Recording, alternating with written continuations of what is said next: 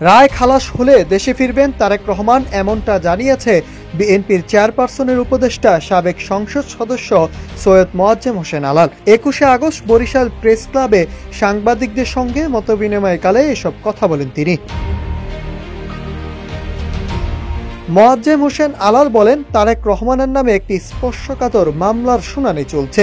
এই মামলায় যদি তিনি খালাস পান তাহলে সমস্ত মামলা থেকে তিনি মুক্ত হবেন, এরপরেই দেশে ফিরবেন, এমনটাই আমাদের ধারণা। এ সময় আসন্ন জাতীয় সংসদ নির্বাচনে দলের কাছে মনোনয়ন প্রত্যাশার কথা জানিয়ে তিনি বলেন, বরিশালের মানুষের দীর্ঘদিনের উন্নয়ন বঞ্চনার কথা আমি জানি। এখানকার সমস্যাগুলো চিহ্নিত করে সেগুলোর সমাধানেই কাজ করতে চাই।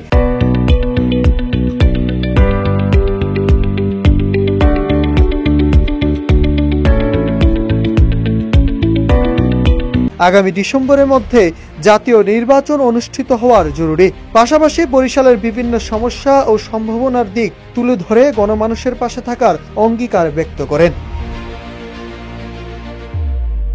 দলের ভিতর অনিয়ম ও সমালোচনার বিষয়ে এক প্রশ্নের জবাবে তিনি বলেন, কিছু নেতাকর্মীর বিরুদ্ধে অভিযোগ উঠলেও কাউকে ছাড় দেওয়া হয়নি। নেতাকর্মীদের বিরুদ্ধে ব্যবস্থা নেওয়া হয়েছে, তাই বিচ্ছিন্ন ঘটনাগুলো দিয়ে বিএনপির ভাবমূর্তি নষ্ট করার কোনো সুযোগ নেই। Nahid Hasan, news desk, Ittefaq.